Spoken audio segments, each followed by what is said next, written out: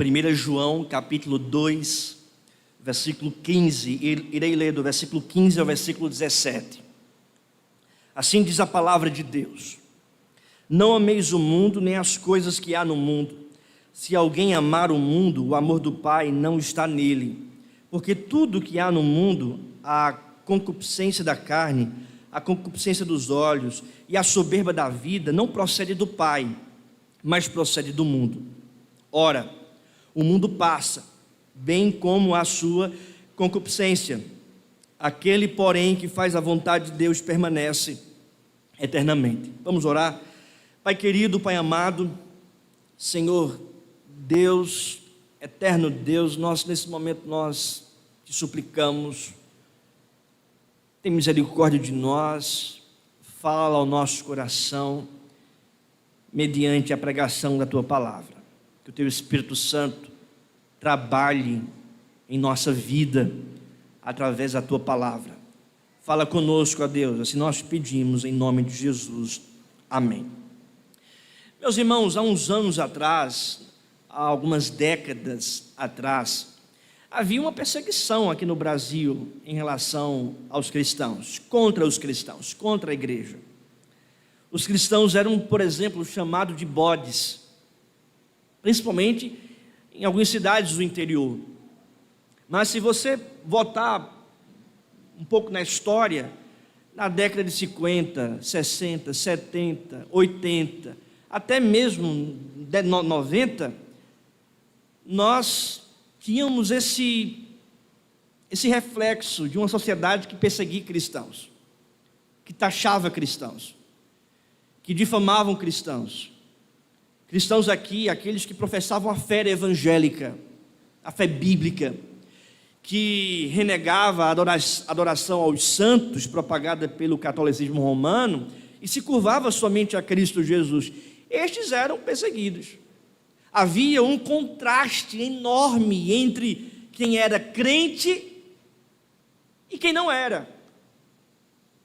O mundo dizia: lá vai o crente. Vejam, um crente no Senhor Jesus. O mundo dizia: lá vai um bode. Tanto é, irmãos, que nesse tempo, principalmente no início do protestantismo aqui no Brasil, os cristãos, os crentes do Senhor, ao falecerem, eles não eram sepultados, não eram enterrados nos cemitérios das cidades, porque os cemitérios pertenciam à Igreja Católica Romana, à prefeitura que tinha uma relação muito íntima com o catolicismo romano, e os crentes então não podiam ser sepultados nos cemitérios. Daí então se teve a prática de enterrar os crentes no terreno da própria igreja. Você vê, por exemplo, em Canhotinho, que o Dr. Bartley foi sepultado lá. Então existia essa perseguição que refletia, sem sombra de dúvida, um contraste entre quem era crente e quem não era, quem seguia a Cristo e quem não seguia, entre a igreja e o mundo. O povo amava a Cristo e não o mundo. O povo era reconhecido por um povo crente em Cristo e não que tinha e desfrutava e ansiava pelos deleites do mundo. Havia um contraste entre igreja e mundo. Infelizmente, nos nossos dias, ser evangélico, ser protestante, ser cristão se tornou moda. E por esta razão, em muitos casos acontece uma junção entre cristianismo e mundanismo, entre aqueles que creem no Senhor Jesus e aqueles que não creem. O contraste que havia outrora não é mais apresentado nos nossos dias. Tem muita gente que se diz crente, que se diz evangélico, muita gente que se diz cristã, muitas pessoas que falam que são crentes do Senhor Jesus, mas vivem como alguém que não se converteu, vivem como um mundano. Não há mais essa percepção. E aí você até percebe em alguns casos, no seu trabalho, na sua vizinhança, no seu dia a dia, no seu no seu ciclo de amigos, na faculdade, na escola, você percebe, por exemplo, que depois de algum tempo você descobre que aquela pessoa que você convive há 1 ano, 2 anos, até mesmo 3 anos, é crente em Jesus. Como é que pode isso acontecer? Porque antigamente se descobria na hora. Hoje as pessoas, para descobrir que uma pessoa é crente, leva 2, 3, 4 anos, se não perguntar. E às vezes nem descobre, nem sabe que é crente. Porque não há mais um contraste entre quem é crente no Senhor Jesus e quem não é. Quem é do mundo, por exemplo. E quando eu me refiro ao mundo, eu não estou me referindo ao cosmo, né? A natureza, a criação, mas eu estou me referindo ao sistema mundano, pecaminoso, que não considera Deus, que vai contra Deus, que está longe de Deus. O texto que lemos, irmãos, é uma advertência do apóstolo João contra essa realidade que acontece nos nossos dias.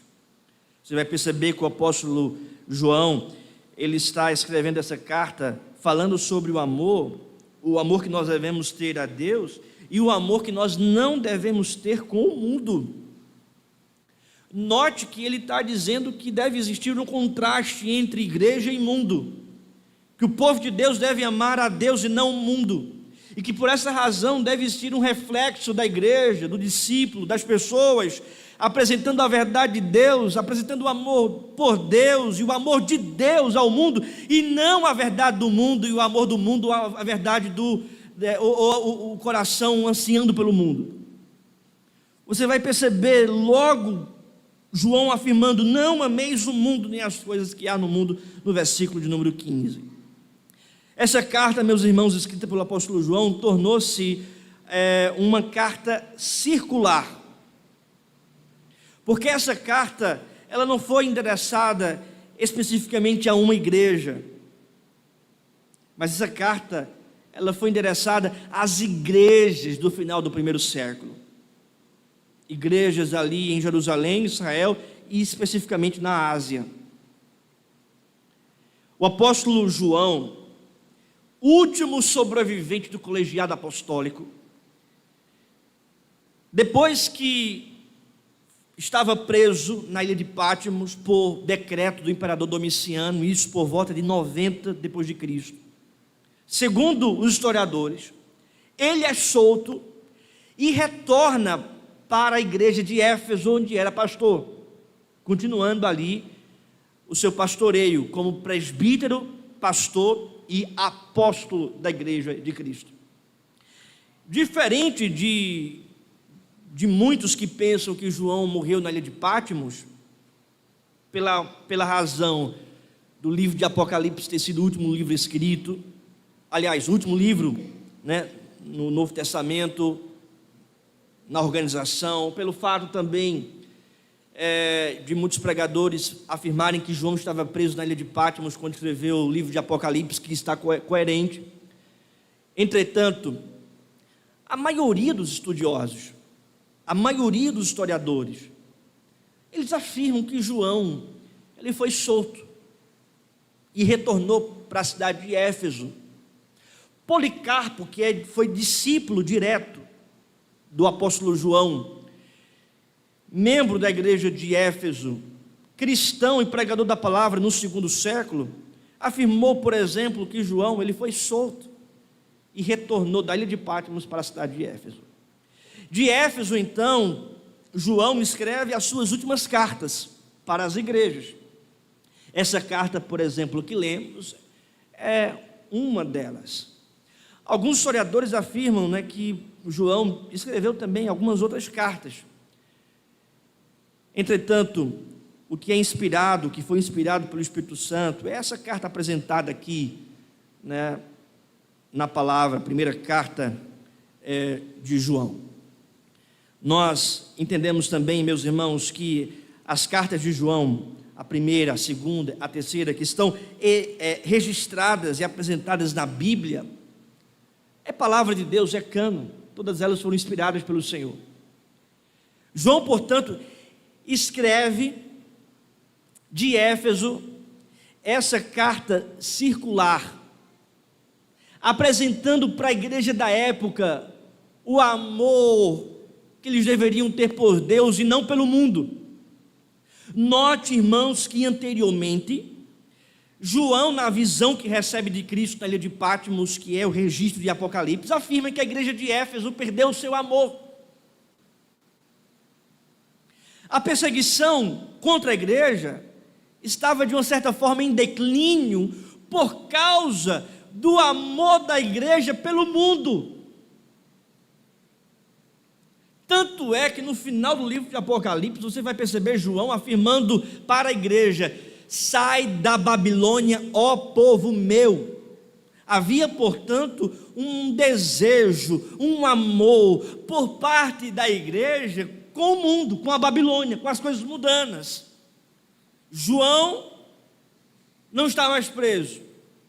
A perseguição não está tão forte e grande assim contra a igreja. E há o registro, tanto em Apocalipse como aqui em João, na sua carta, dessa tendência e dessa inclinação da igreja no finalzinho do primeiro século e começo do segundo século, com o mundo, essa inclinação da igreja para o mundo, esse amor da igreja para com o mundo.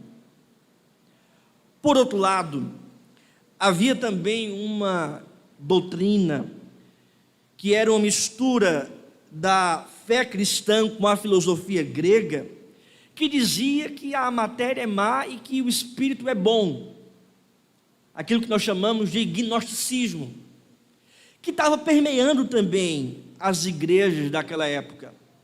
O povo então adorava a Deus no culto, mas durante a semana, pensando eles que a matéria é má, se envolvia com os prazeres mundanos e carnais.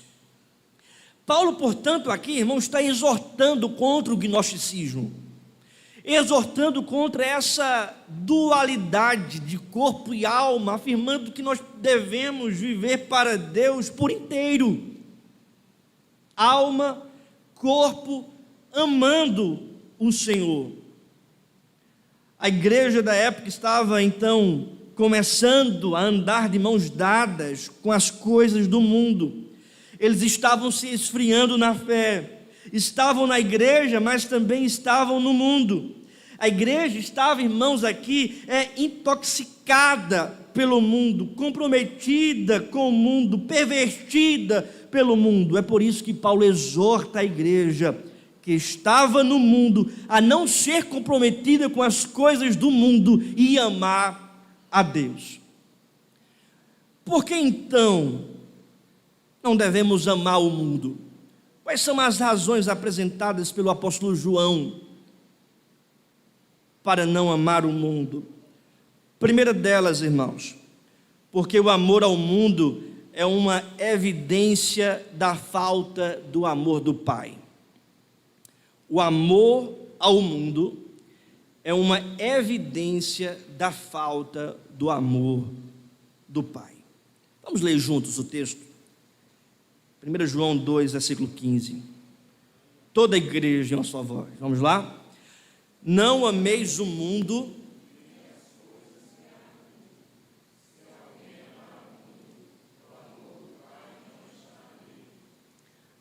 A exortação de João é clara. Não ameis o mundo. Mundo aqui refiro, não são as coisas criadas por Deus. Não é o cosmo, não é praia, não é uma comida, uma bebida, um bom suco.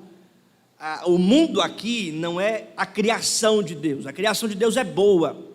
Nós podemos sim usufruir de uma boa comida, de um bom lazer, da criação de Deus. Nós podemos sim usufruir. Mas o termo mundo aqui se refere às coisas que estão contra a palavra de Deus. O sistema que está em rebelião contra os decretos de Deus, contra a palavra de Deus, contra as promessas de Deus.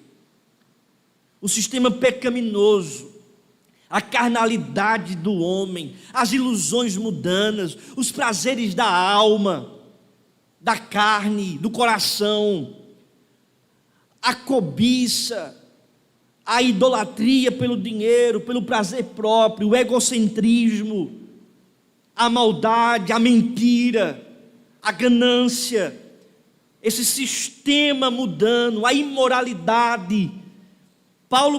João, portanto, está dizendo: não ameis este mundo, o sistema do século, que se volta contra a verdade de Deus. Não ameis o mundo, nem as coisas deste mundo. Se alguém amar o mundo, o amor do Pai não está nele.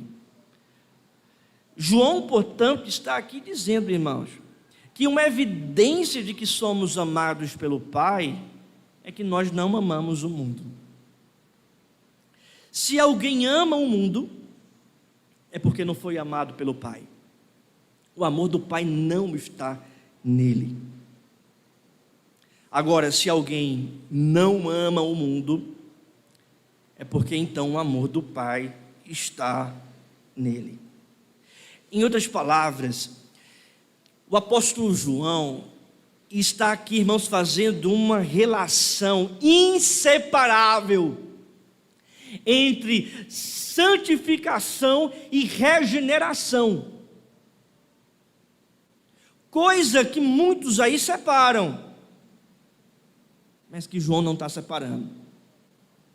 Aquele que foi regenerado por Deus, recebeu o amor do Pai em Cristo, foi transformado, que o Espírito tirou esse coração de pedra e colocou no coração de carne, recebeu o selo da promessa, creu em Cristo Jesus como seu suficiente Salvador e Senhor pela obra do Espírito Santo atuando no seu coração, se arrependeu dos seus pecados, confessou a Cristo publicamente como Senhor e Salvador. Este que foi primeiramente amado pelo Pai e regenerado pelo Espírito Santo, este também é santificado para viver em santidade, para viver em novidade de vida, para não andar conforme os prazeres mundanos, mas agora andar conforme a vontade de Deus, o deleite de Deus, o prazer de Deus, as verdades de Deus. Este agora que foi regenerado é santificado, ele ama a Deus, ele não ama o mundo, ele ama a Deus. O seu prazer está na lei do Senhor, a sua vontade é satisfazer não a si mesmo, não as coisas mundanas, mas satisfazer aquele que o regenerou. Ele é regenerado e santificado. São duas doutrinas aqui que o apóstolo João está juntando, coisa que aqueles leitores que receberam essa carta estavam separando pelo gnosticismo. Deus transformou o coração, a alma, mas a matéria é má, vamos sucumbir aos prazeres da carne, vamos nos entregar às coisas que agradam o nosso coração, vamos satisfazer também os interesses mundanos, em detrimento da verdade de Deus. Esse gnosticismo é aqui então exortado pelo apóstolo João, dizendo: não, aquele que regenerou a tua alma também santificou o teu corpo. Aquele que amou você para te salvar também vai conduzir você no amor a Ele, a palavra dele, não no amor, e não é no amor ao mundo. Os irmãos estão compreendendo?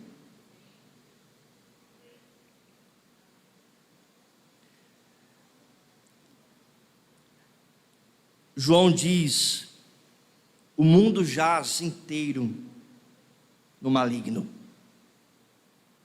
Em capítulo 5, versículo 19.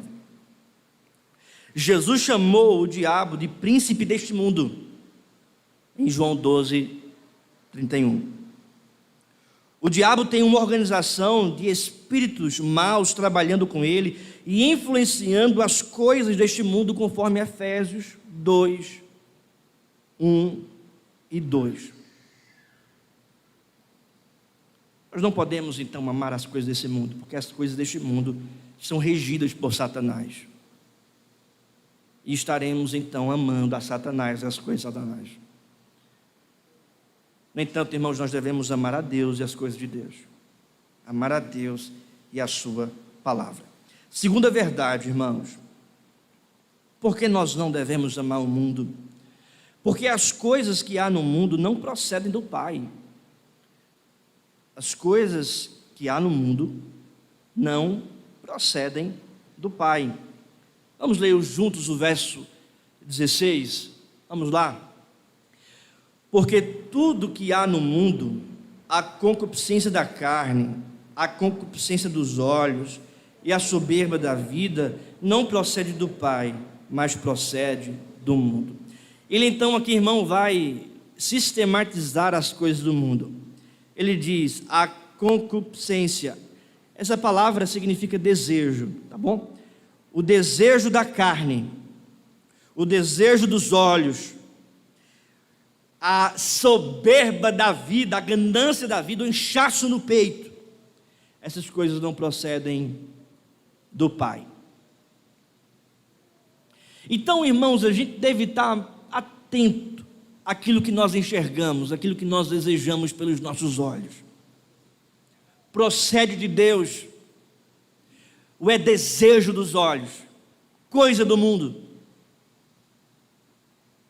Talvez você fique pensando nisso apenas em questões de imoralidade ou pecados públicos, mas muitas vezes nós corremos o risco de ceder a esses desejos dos olhos pela ganância,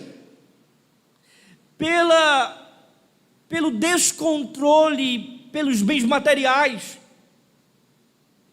pelo materialismo, por ter sempre roupas da melhor qualidade, das melhores marcas, por ter sempre o smartphone da melhor geração, da última geração, e isso ser um descontrole dessa concupiscência, desse desejo dos olhos, o egoísmo, a busca desenfreada por aquilo que você quer, por aquilo que você vê, por aquilo que você enxerga nesse mundo. Eu pergunto para os irmãos, nós somos guiados pelo quê? Pelos nossos olhos? Você que é crente, você é guiado pelo que você enxerga, pelo que você vê? Ou você é guiado pela palavra de Deus? O que você busca? Apenas aquilo que te vendem nas redes sociais? Apenas aquilo que você enxerga e vê, e você procura ansiosamente, descontroladamente, aquele estilo de vida para a sua casa, para a sua família, para os seus filhos, porque você vê aquilo? Ou você de fato é guiado pela palavra de Deus? Que muitas vezes vai dizer para você, não vale a pena. Que muitas vezes vai pôr freio no seu desejo dos olhos. Que muitas vezes vai dizer para você, não é pelo que você vê que você deve ser guiado, mas pela minha palavra no seu coração. O Senhor dizendo para você. Você lembra, por exemplo, da separação de Abraão e Ló? Que um foi guiado pela vista e o outro foi guiado pela fé. Ele viu lá as campinas do Jordão, viu que era bem melhor e decidiu primeiro e foi para lá. Mal sabia ele que aquela beleza toda seria transformada em uma grande destruição, porque ele foi justamente para o lugar de Sodoma e Gomorra, onde houve uma grande destruição, onde Deus revelou a sua ira ali. A beleza dos olhos, aquilo que nós enxergamos, irmãos, muitas vezes não é a vontade de Deus para nós. Ele fala sobre a ganância, o desejo da carne, aquilo que nós queremos, desejamos do nosso coração, e talvez você lute contra o próprio Deus, dizendo que é de Deus. Ah, pastor, é de Deus. Ah, pastor, eu sinto no coração, é isso que eu quero, é isso que eu desejo. Ah, pastor, eu quero ser feliz. Ah, pastor, eu quero ter mais dinheiro. Ah, meu irmão, eu quero viver mais prazer, ter mais prazer, mais conforto. Mas isso é a vontade de Deus para você? Será que essa felicidade vai de fato trazer a felicidade real do Evangelho de Deus para a sua vida ou é apenas ilusão? Será que esse dinheiro a mais vai te trazer realmente paz para a sua alma, para a sua família, ou é apenas ilusão? Será que essa vontade descontrolada por algo que você anseia, que há no seu coração, será que isso realmente é da vontade de Deus, ou você está sendo enganado pelo seu coração que é corrupto? Que é enganoso, conforme disse o profeta Jeremias. E a gente, irmãos, tenta ser esperto com Deus, atribuindo a Deus coisas da nossa carne como se fossem de Deus e não nossa. Eu digo para você, você não vai conseguir enganar a Deus. É como se você estivesse lutando contra o mar, contra as ondas. Elas vão sempre bater. Ao contrário disso, irmãos, vá remar conforme a maré, conforme a vontade de Deus. Porque nós não devemos amar o mundo, porque as coisas que há no mundo, que existem no mundo, não procedem do Pai. Terceira e última verdade, irmãos, eu termino com essa. Porque o mundo é transitório em contraste com a vontade do Pai. Não devemos amar o mundo, porque o mundo é transitório em contraste com a vontade do Pai. Vamos ler juntos o verso 17 para finalizarmos. Ora, o mundo passa, bem como sua concupiscência, aquele, porém, que faz a vontade de Deus permanece eternamente. Aquele que faz a vontade de Deus permanece eternamente. Por quê? Porque o mundo passa. As coisas do mundo vão passar.